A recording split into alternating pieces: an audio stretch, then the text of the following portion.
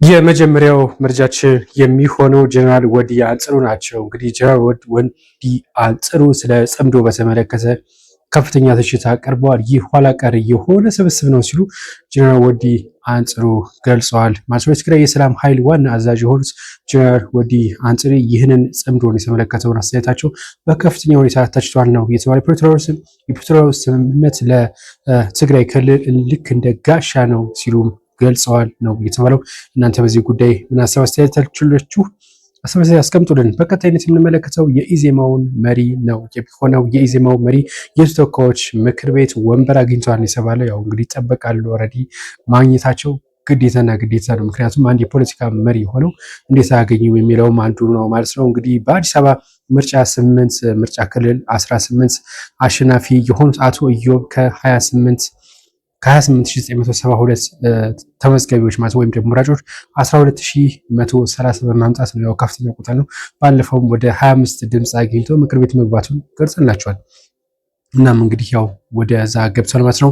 ሌላው ምኛው መረጃችን የሚሆነው እንግዲህ ልጆቻችንን የሚተርፍ ትልቅ ለልጆቻችን የሚተርፍ ትልቅ መሰረተ ልማት እንገንባ በሚል መሪ ቃል ጠቅላይ ሚኒስትር አብይ አህመድ በትናንትናው ዕለት በቢሾፍቱ የአረንጓዴ አሻራ መሰረተ ልማት አስጀምረዋል። የአረንጓዴ አሻራን እንግዲህ አስጀምረዋል ማለት ነው። 8 ቢሊዮን ችግኝ ተከላን የተባለው ከዚህ ጋር በተገናኘም እንደዚሁ ቢሾፍቱ እንግዲህ አዲስ የተገነባ የሚገኘውን የኤርፖርት ወይም ደግሞ አየር ማረፊያ ጎብኝቷል የተባለው። በጉብኝቱ ወቅትም የተለያዩ ጉዳዮችን ይፋ ተደርጓል። እንግዲህ ከአዲስ አበባ 40 ኪሎ ሜትር ይርቃል። ወደ 1910 ከፍታ ይገኛል ከባህር ወለል በላይ ማለት ነው። እንግዲህ ከዚህ ጋር በተገናኘም እንግዲህ ቀንም 24 ሰዓት ነው ስራው እየተሰራ ነው ሲሉ ገልጸዋል ማለት ነው። እናም እንግዲህ ይህን በአጭር ጊዜ ለመጨረስም እንቅስቃሴ እንደሚደረግበትም ጭምር ነው የገለጹት። ወደ 1000 አካባቢ ከ1000 በላይ የሚጸጉ መኪናዎች 24 ሰዓታት ሙሉ ስራቸውን እየሰሩ ነው የሚገኙት ሲሉ እንግዲህ ጠቅላይ ሚኒስትሩ እንግዲህ ገልጸዋል ማለት ነው። ሌላኛው ወረጃችን የጠቅላይ ሚኒስትሩ የደህንነት አማካሪ ነው የምንመለከተው።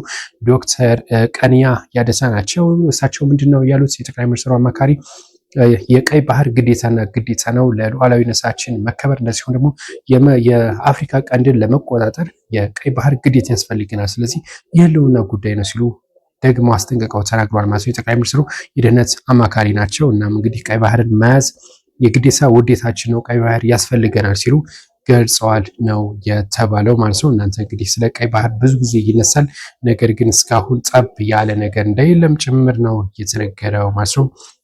ሌላኛው የአማራ ክልል መግለጫ ወጥቷል። የሀዘን መግለጫ ወጣበት ምክንያት በዋናነት ስለ ድምፃዊው ህይወቱ ማለፉ ይታወቃል። ሰማይ በለው ያው እንግዲህ ብዙዎች ማዘናቸው እየገለጹ እንዳለ ይታወቃል። የሀዘን መግለጫ አውጥቷል ነው የተባለው። ያው እኛም እንግዲህ ነፍሱን ይማርልን፣ ለወዳጅ ዘመዶቹ በድጋሚ ጽናት እንመኛለን ነው መልእክታችን።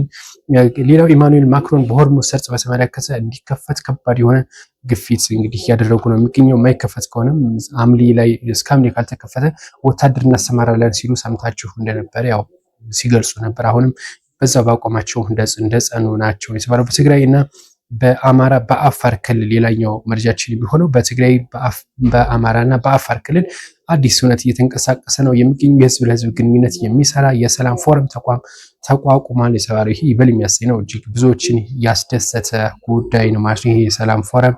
እናም እንዲተገበር እንግዲህ ፍቃድ አግኝቷል አስፈላጊ ከሆኑ ከመንግስት ባለስልጣናት። እናም እንግዲህ በሁለቱ የነዚህ ሶስቱ አካላት ማለት ነው የአማራ፣ የትግራይ፣ የአፋር ህዝቦች እንዲገናኙ ይደረጋል፣ ይቅር እንዲባባሉ ተብሎ ተነግሯል ማለት ነው። ሌላው እኛው መረጃችን አንጋፋው ድምፃዊ ይሁኔ በላይ ሀዘኑን ገልጿል። በሰማኸኝ በለው ህልፈት ምክንያት ማለት ነው። እንግዲህ የቅርብ ጓደኛው አብሮ አደጉ እንደሆነ ይታወቃል። እናም በዛ ምክንያት ሀዘኑን ገልጿል። የልብ ጓደኛዬ አብሮ አደጌ እንኳን እንግዲህ ለዚህ መብቃት አልነበረብህም፣ ብዙ ስራዎች የምትሰራቸው ነበረ፣ ነገር ግን አልሆነም ሲል መልእክቱን አሳልፏል። እናም ለልጆቹ ለቤተሰቦቹ እንደዚሁ መጽናናት እመኛለሁ ሲል ነው የገለጸው። ቀብሩ ላይ ይምጣ አይምጣ እንግዲህ አይታወቅም። ያው ይሁን የአሜሪካ እንደሚኖር ይታወቃል።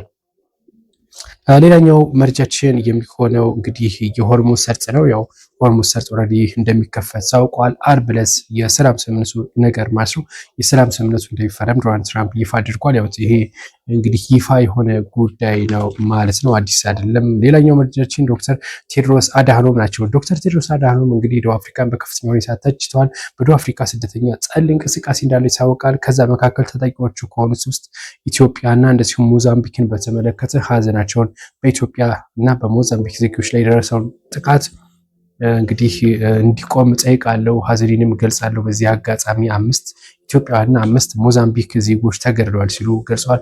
የሀገሪቱ እንግዲህ ባለስልጣናት የደቡብ አፍሪካ ባለስልጣናት ግን ይሄ የደቡብ አፍሪካን ያገለለ እንቅስቃሴ ነው፣ ደቡብ አፍሪካን በዓለም እንድትጠላ ይሄ መግለጫ ወጥቷል ሲሉ ተቃውመዋል ማለት ነው። ነገር ግን ዶክተር ቴድሮስ አድሃኖም የደብሊውኤችኦ ዋና ዳይሬክተር ይሄንን መልእክት አስተላልፈዋል ነው የተባለ። ያው በዓለም ዋንጫ የምትመለከቱት ነው። ደቡብ አፍሪካ በከፍተኛ ሁኔታ ስትጠላ ወይም ደግሞ ድጋፍ አታ ነበር። በረኞቹ ሁላ የደቡብ አፍሪካ በረኛ ይህንን ሀዘኑን ሲገልጽ ነበር። ከሜክሲኮ ጋር በነበራቸው ጨዋታ በመሸነፎች ይታወቃል። እና በሙሉ አፍሪካውያን ሲደግፉ የነበሩት ሜክሲኮ ነው ሲል መግለጹ የሚታወቅ ነው።